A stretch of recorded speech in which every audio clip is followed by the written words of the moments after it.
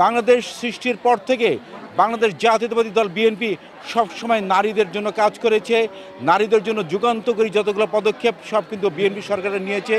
এবং শহীদ প্রেসিডেন্ট জিয়াউর রহমান সাহেব উনি কিন্তু আপনার নারীদের কিন্তু একমাত্র স্মার্ট সিটি বসুন্ধরা, আধুনিকতায় এক ধাপ এগিয়ে।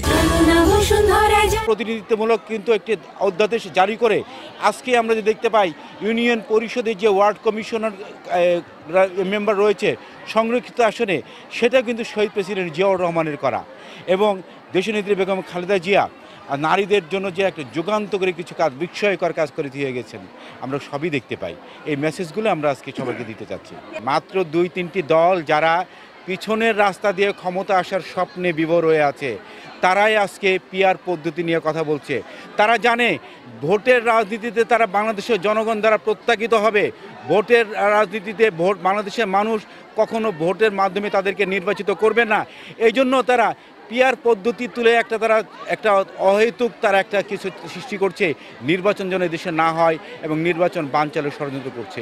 আমরা ব্যর্থহীন ভাষায় বলতে চাই, পিআর হোক আর যেটাই হোক না কেন, নির্বাচন বানচাল করার ষড়যন্ত্র কেউ যদি করে, বাংলাদেশ জাতীয়তাবাদী দল এবং বাংলাদেশ জাতীয়তাবাদী যুবদল তারা কিন্তু ঘরে বসে থাকবে না, রাজপথে নেমে মানুষের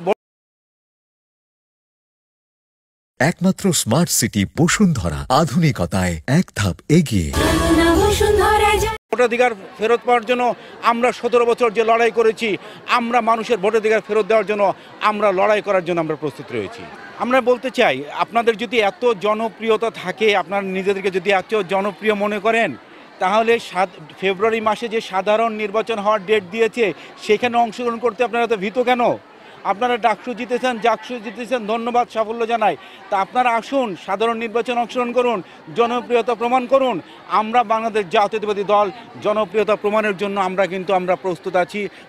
সাধারণ মানুষের ভোটাধিকার, যারা ভোটার তাদের প্রতি বাংলাদেশ জাতীয় দল বিএনপি আমাদের আস্থা রয়েছে। আমরা ভোটাধিকার প্রয়োগের মাধ্যমে আমাদের জনপ্রিয়তা কিন্তু সেই পরীক্ষা করার জন্য আমরা প্রস্তুত আছি। আমরা অনুরোধ জানাবো, টাল বাহানা না করে সাহস থাকলে নির্বাচনী মাঠে আসুন, নির্বাচনের মাঠে এসে আপনাদের জনপ্রিয়তার প্রমাণ দিন।